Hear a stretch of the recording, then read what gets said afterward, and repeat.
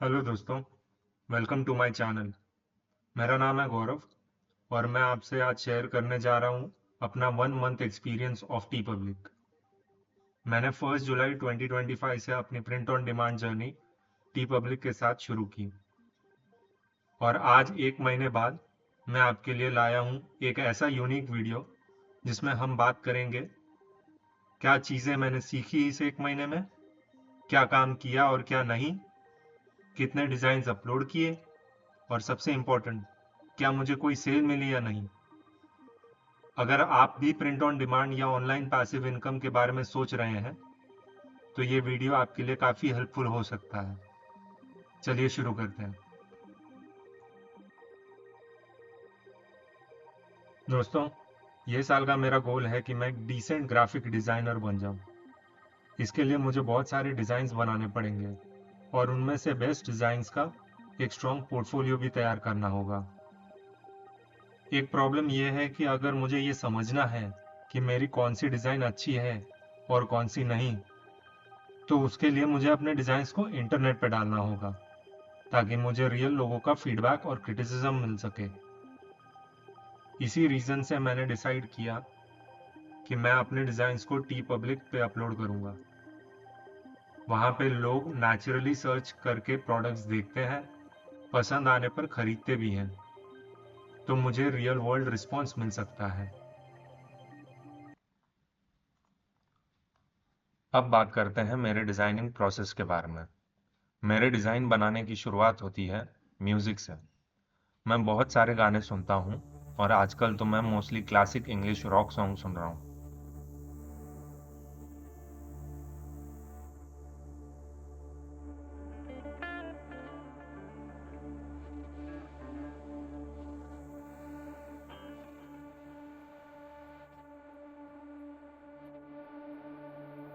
जब कोई गाना पसंद आता है तो मैं उसके लिरिक्स गूगल करता हूँ।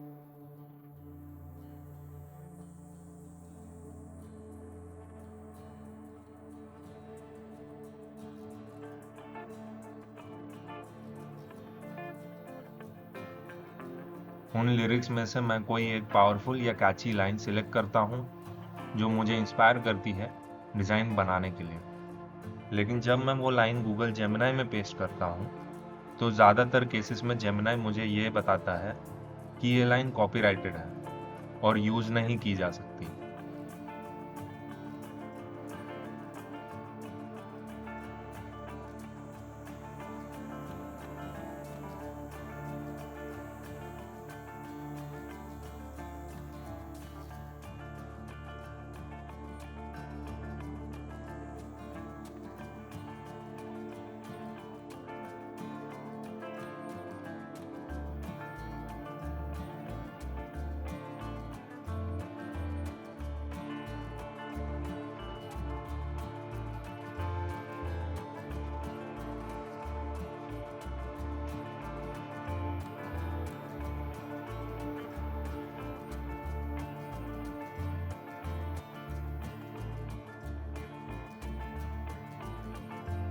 तब मैं जेमिनाई से ही सिमिलर कॉपीराइट फ्री ऑल्टरनेटिव्स बनवाता हूँ।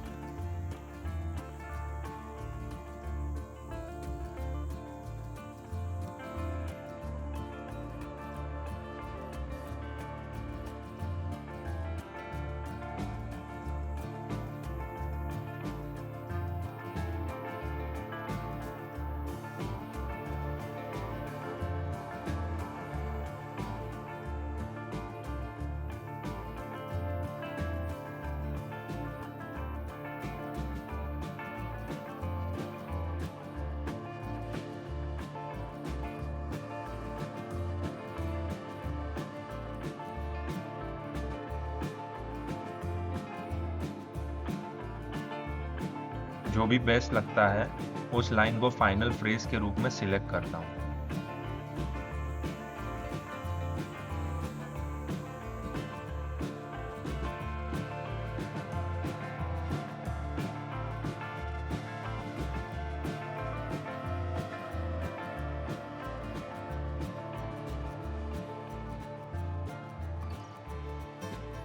उसके बाद मैं वो लाइन चैट जीपीटी को देता हूँ और उससे कहता हूँ कि इस फ्रेज पे बेस्ड आर्ट जनरेट करें।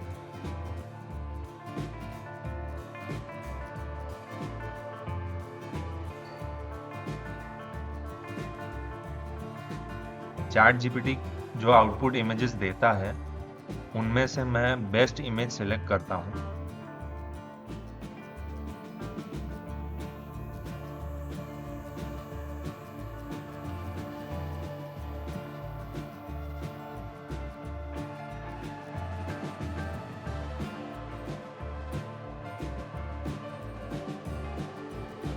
और फिर फोटोशॉप और इलस्ट्रेटर की मदद से अपना फाइनल डिजाइन क्रिएट करता हूँ।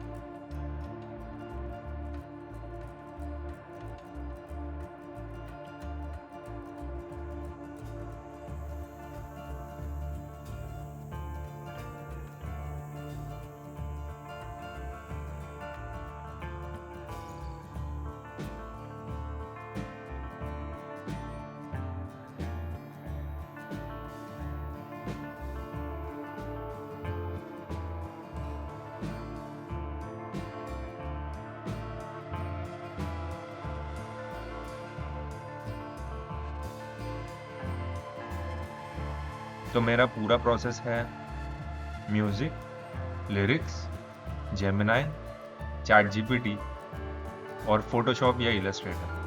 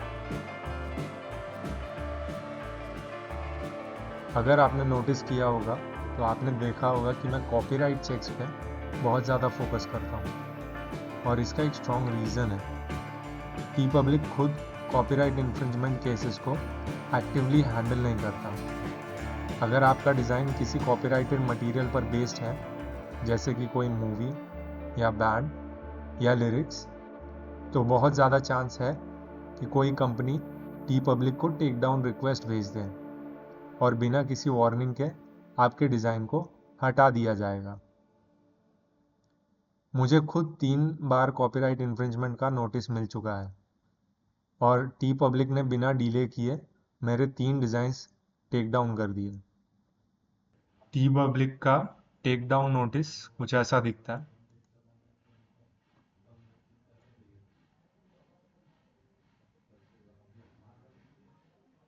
और मैं आपको बताता हूँ मेरे कौन से डिज़ाइंस टेक डाउन हुए हैं। Number 1, number 2 and number 3। ये मेरी तरफ से एक ऑनेस्ट एडवाइस है। चाहे आप लिरिक्स, कैरेक्टर्स, ब्रांड्स या रेफरेंसेस यूज़ कर रहे हो, पहले चेक कर लो कि वो ट्रूली कॉपीराइट फ्री है या नहीं। मैं जेमिनाई और चैट जीपीटी का यूज़ इसलिए करता हूँ ताकि मैं किसी और का कंटेंट डायरेक्टली कॉपी ना करूँ, बल्कि उससे इंस्पायर्ड होके एक नया और ओरिजिनल आइडिया क्रिएट करूँ।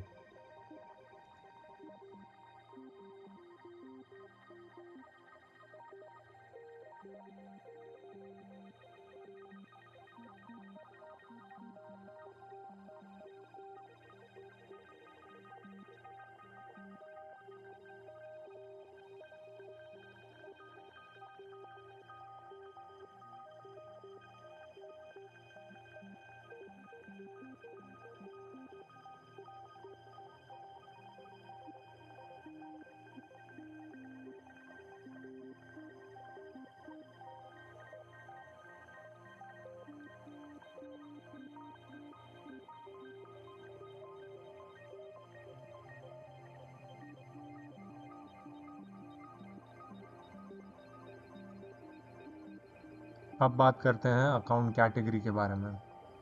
जब मैंने टी पब्लिक पे अपनी शुरुआत की तो इनिशियली मेरे अकाउंट में ये फील्ड में पेंडिंग शो हो रहा था, लेकिन जैसे ही मैंने 10-12 डिज़ाइंस अपलोड किए और एक हफ्ते तक एक्टिव रहा, मुझे अप्रेंटिस कैटेगरी मिल गई।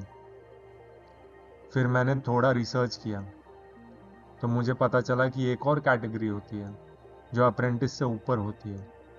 उसका नाम है आर्टिसन, और ये कैटेगरी ही गेम चेंजर होती है। चलिए मैं आपको एक लाइव डेमो दिखाता हूँ। मैं अपने स्टोर नेम को सर्च करता हूँ। आप देखेंगे कि मैं रिजल्ट्स में दिख ही नहीं रहा। ये है basic difference apprentice and artisan categories के बीच में।